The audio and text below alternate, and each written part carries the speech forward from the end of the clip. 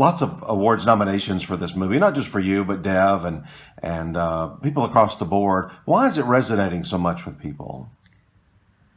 Golly, I think because it's authentic. I think they feel the truth of it, and it's obviously a true story, but also the way in which Garth has shot it and put his heart and soul into it. I think that's resonating, and I'm just so grateful to be a part of it because it's so positive.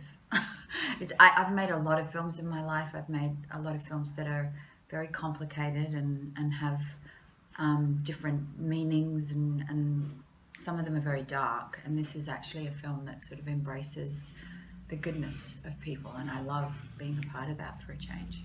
What was your first reaction when you saw the script for the first time? I cried. I read it, and when they said to me, Garth is interested in you playing Sue, I was like, oh, okay, an Australian woman from Tasmania, yay, that's interesting. And then I read the whole piece, and I went, oh, this is just extraordinary. One, it actually happened, and two, these people are so special. And I loved the speech that Sue gives about having had a vision of adopting a child, a little brown-skinned child, and how she made that happen. And that was it. I was done. And then I met with Garth, and I knew of Garth because he'd co-directed Top of the Lake with Jane Campion, who's a very close friend of mine. But I just thought this combination of his style of filmmaking and his passion mixed with the story was lovely, and also to be part of an Australian film. And you got a chance to talk with Sue, meet with Sue? Oh yeah, Sue's become a very close friend of mine. I mean, that was imperative to me because a lot of times you play people and you're real people that exist, and it's like, I don't know if I need that. It was imperative, I felt, that I met with her. One, because I needed to sort of look like her and have her mannerisms. And two, I just wanted to find out how she sort of vibrated, because she seems just very good, if that makes sense. Very spiritually grounded and very committed and very pure. And I wanted to sort of absorb that. And what was their reaction to the film? Oh, they've just been heavenly. I mean, they've really supported it. Sue, when I saw her in New York, she wrote me the most beautiful email, and when she saw it, I was like, oh my gosh, I hope she's gonna be okay, because when you play somebody and you're putting things in that, you're not sort of sugarcoating things as well. I hope she's going to be okay with all of this. And she just held my hand when she saw me, and she started stroking me, and it makes me cry because she was just like, you did it so good, so good. And she just stroked me and stroked my back, and that just touched me, because it was like, that's what you want as an actor, right? So you don't always get that, and it was just really important to me. Okay. Yeah. The reaction worldwide has been great, but I bet in Australia and India were the two main locations for the film. Any different in reaction there? Even more pride in it? I hope. I haven't been to Australia yet with it. I'm so excited. They were like, oh, it's the premiere, it's getting too close to Christmas. Do you think? I said, please do a premiere for this film in Australia. Please, because I want Australia to, it's an Australian film. I want them to embrace it and love it and know that it's sort of a love letter in a way to the culture of Australia, and the way in which an Australian couple adopted this child with such warm love, and that's a very, the spirit of it is very Australian, very embracing and very global. Dev Patel, we've been watching him for a long time now, I guess for a decade, but I don't think he's ever been better. What was your relationship like working with him?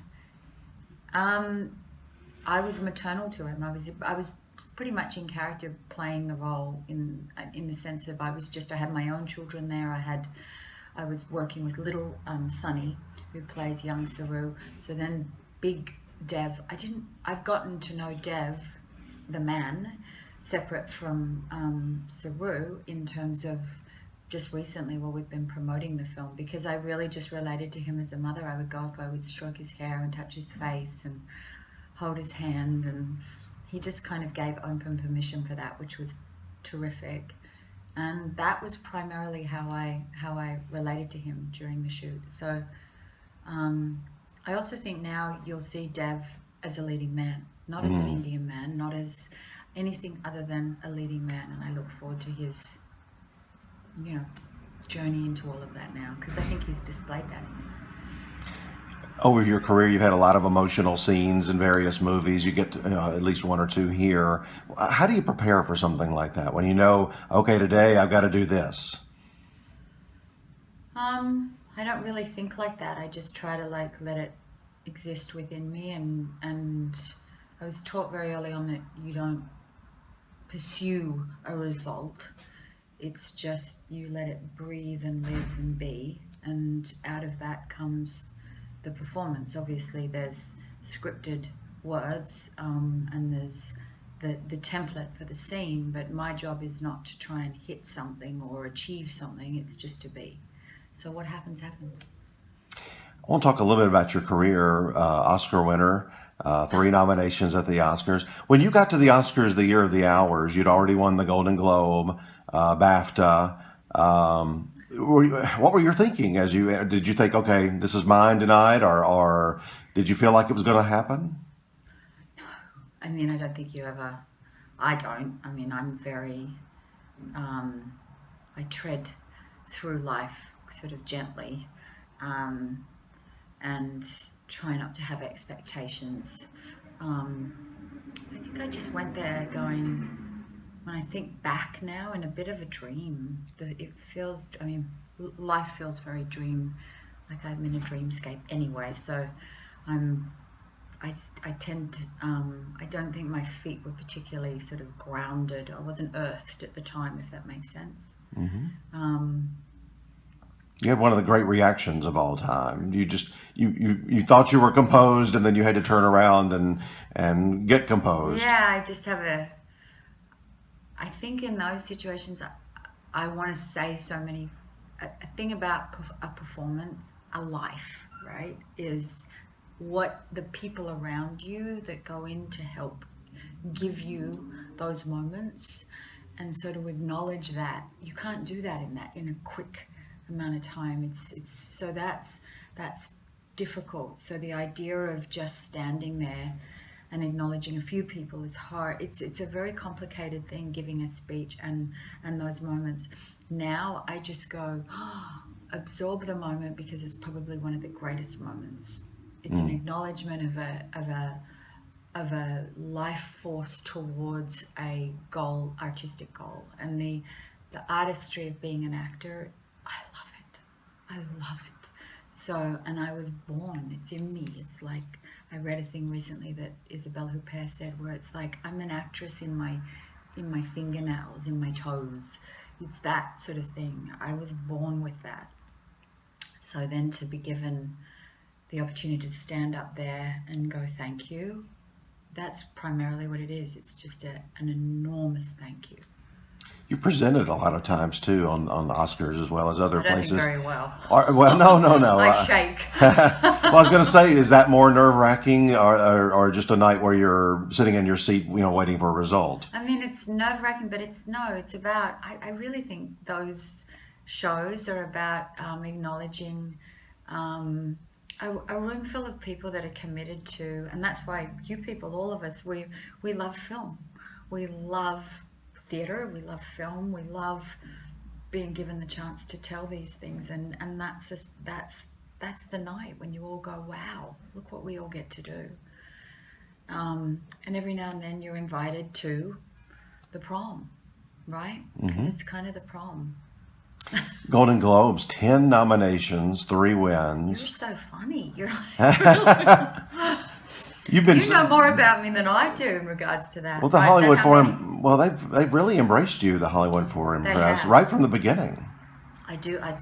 Very much. They gave me, before anybody gave me anything, I came to America and they nominated me for Billy Bathgate.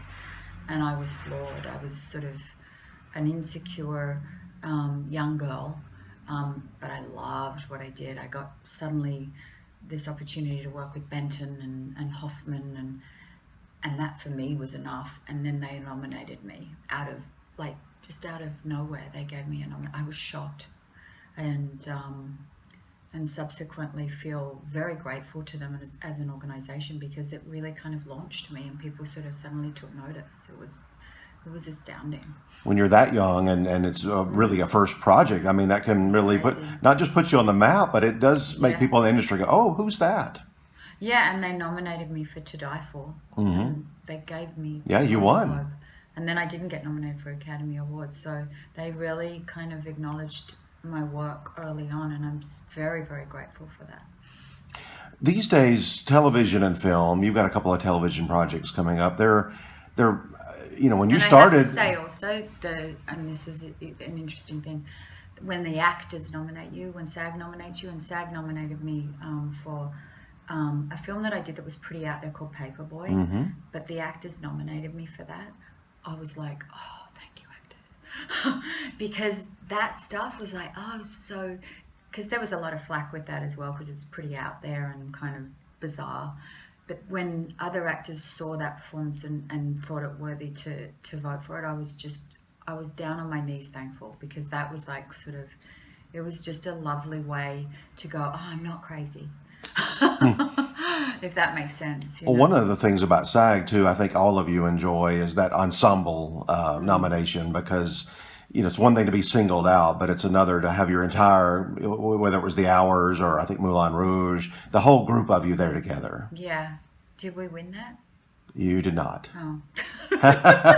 So good to be nominated. You've had a lot of SAG nominations, but not a win yet. But maybe this No, is the I've year. never won a SAG award. That's right. I think those are the But I've heaviest been awards. nominated, and that's just beautiful. I mean, I'm an actor.